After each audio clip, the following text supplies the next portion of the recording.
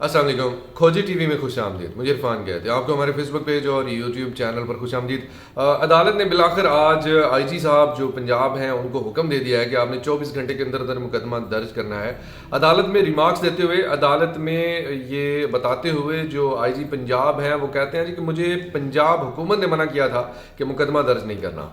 तो अब जी एक बार फिर से इल्ज़ाम लगाने की कोशिश कर रहे हैं पंजाब को। बेसिकली पंजाब में चूंकि एज यू नो गवर्नमेंट तो पीटीआई की है, लेकिन ये कोशिश की जा रही है कि पंजाब गवर्नमेंट यानी परवेज़ इलाही को, चौधरी परवेज़ इलाही और चौधरी मोहनिस इलाही, इनको पीटीआई से लड़ाया जाए, इनके आपस में बीच में शकूक व शुबहात पैदा किए जाएँ। और फैसल शाहकार जो कि इस वक्त उन्होंने एक और इल्ज़ाम लगा दिया है कि मुझे पंजाब हुकूमत ने मना किया है कि आपने मुकदमा दर्ज नहीं करना। तो इस पे अब इमरान खान साहब कितना यकीन करते हैं, और क्या आईजी पंजाब जो हैं, अभी तक आपको ताज़ा तरीन सूरत हाल बता दूं, अभी थोड़ी देर पहले ज़ुबैर नियाज़ी साहब जो कि इस मुकदमे के मुद्दई हैं, उन्होंने एक ट्वीट किया और उन्होंने कहा है, ये आप देख भी सकते हैं ज़ुबैर नियाज़ी का ट्वीट, ये उन्होंने कहा है जी कि अभी तक पुलिस ने मुकदमा दर्ज नहीं किया। अदालत के वाज़ेह अहकामात होने के बावजूद अभी तक मुकदमा दर्ज नहीं हो सका। इस मुकदमा दर्ज ना होने की कंप्लेंट, ऑनलाइन कंप्लेंट जो है ये भी कर दी गई है। तो अभी तक मतलब अदालत के अहकामात के बावजूद अदालत के अहकामात को तस्लीम नहीं किया गया, उनके ऊपर अभी तक अमल दरामद जो है वो नहीं हो सका। दूसरी तरफ एक और जो न्यूज़ अभी इस वक्त सामने आ रही है, ये अनकन्फर्म न्यूज़ है, लेकिन ये है कि इमरान खान ने कहा है कि लॉन्ग मार्च जो है ये मंगल की बजाय अब बुध से शुरू होगा। यानी ये लॉन्ग मार्च जो है ये परसों जो है ये शुरू होगा, और अपने शेड्यूल के मुताबिक ये तकरीबन 10 से 12 दिनों में ये लॉन्ग मार्च इस्लामाबाद पहुंचेगा। जबकि इस हवाले से जो पंजाब पुलिस है उसका कहना है कि इस हवाले से थ्रेट्स भी मौजूद हैं।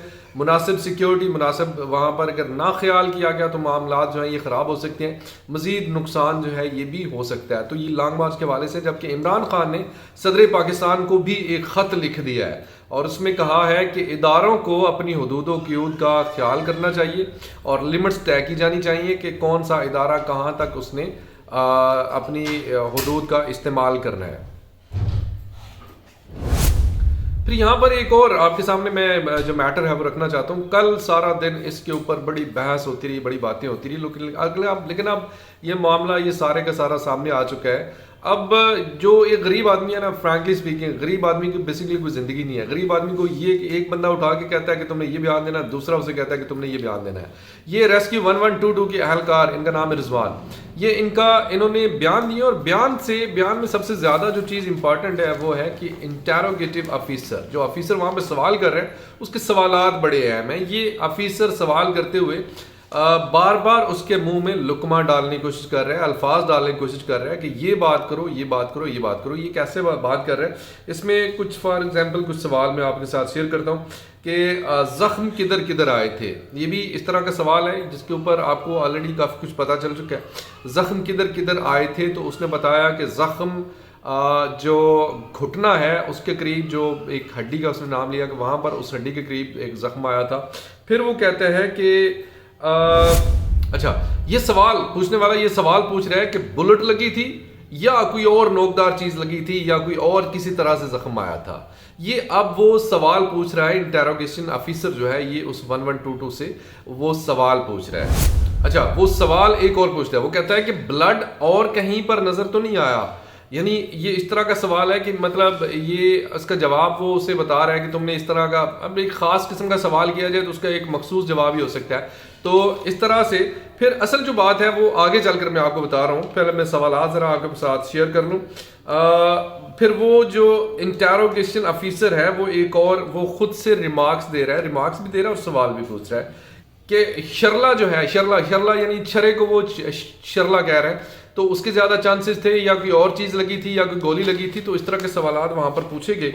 अब जो ये रिजवान है ये वहाँ पर बताता है कि जी मैंने ज़ख्म को साफ़ किया, मैंने उसके ऊपर वो रख दिया, फाहाज रख दिया, और उसके बाद मुझे धक्के लगे और मैं नीचे उतर गया। एक तो ये बयान है। अब ज़रा ये वाली वीडियो मुलाजा कीजिएगा, ये भी वीडियो उसी रिजवान की है और वो इस वीडियो में क्या कह रहा है। मैंने फर्स्ट एड किट के बैग के साथ इमरान खान साहब को अप्रोच करने की कोशिश की, लेकिन रश ज़्यादा होने की वजह से मैं अप्रोच ना कर सका।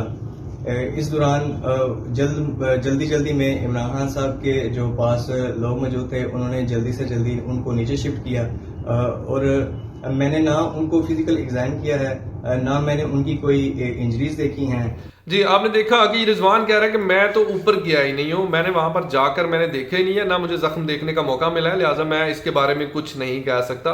ये रिजवान साहब जो हैं, ये बिल्कुल वही रिजवान है जो भी थोड़ी देर पहले मतलब दूसरी वीडियो में सवालात के जवाब दे रहे थे और बता रहे थे। तो ये इस बयानात में तजाद क्यों है, ये रिजवान जो है इसको पूछना चाहिए कि किसने इनको दोनों बयानात देने पर मजबूर किया। तो मामलात जो है ये काफ़ी जो है वो हल होते हुए नज़र आ सकते हैं।